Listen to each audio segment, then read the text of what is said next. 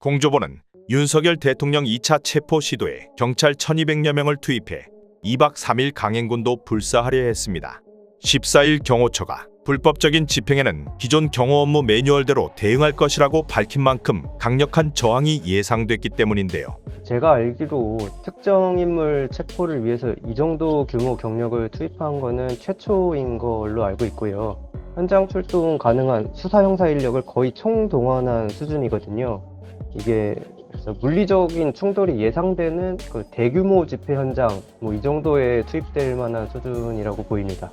그러나 이튿날 실제 집행에 나선 결과 경호처는 별다른 저항 없이 1, 2, 3차 저지선을 열어줬고 경찰은 집행 시작 2시간 반 만에 관저 진입에 성공, 윤 대통령을 체포했습니다. 몸으로 공수처를 막았던 1차 집행 때와 달리 길을 열어준 경호처.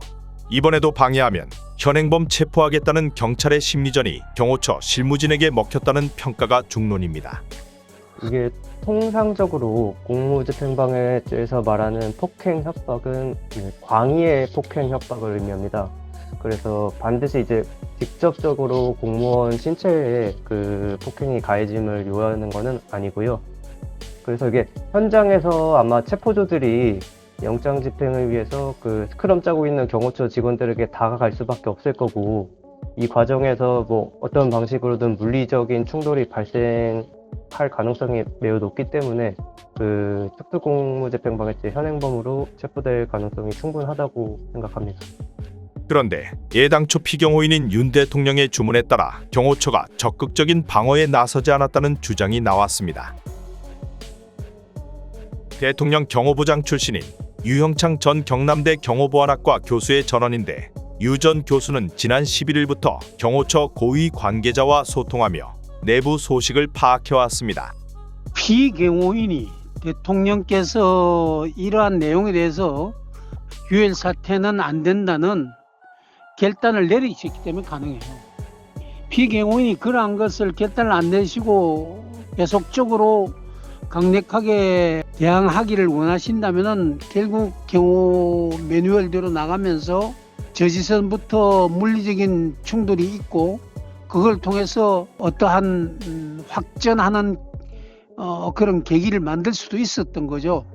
그렇지만 또 피경호인 대통령께서 이 모든 것을 내려놓겠다고 하면은 우리 경호 요원들은 적극적으로 수명하는 자세로 들어갈 수밖에 없는 거죠.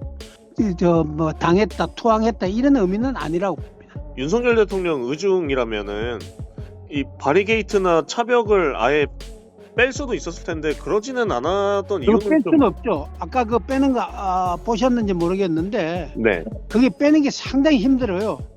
그리고 운전 요원들 한 명씩 다 붙어야 되니까. 네. 그리고 또 철조망을 또 철수하는 방법도 또 새로 다른 방법이 있으니까, 그렇기 때문에 그 온다고 해서 철수하고 그런 것보다는 있는 상태에서 편하게 대항하지 않는다는 그러한 그 논리로 나간 걸로 분석이 돼요.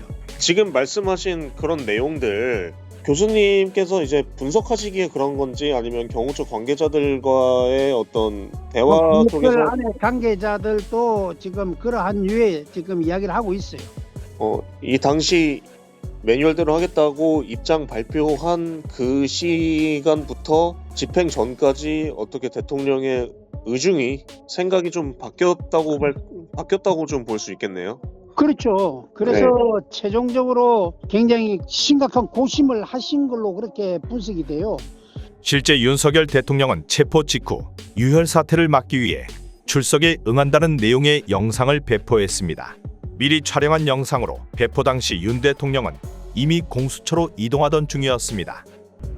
저는 오늘 이들이 경호 보안 구역을 소방 장비를 동원해서 침입해 들어오는 것을 보고 불미스러운 유혈 사태를 막기 위해서 일단 불법 수사이긴 하지만 공수처 출석에 응하기로 했습니다. 그러나 제가 이 공수처의 수사를 인정하는 것은 아닙니다. 대한민국의 헌법과 법 체계를 수호해야 하는 대통령으로서 이렇게 불법적이고 무효인 이런 절차에 응하는 것은 이것을 인정하는 것이 아니라 불미스러운 유혈 사태를 막기 위한 마음일 뿐입니다.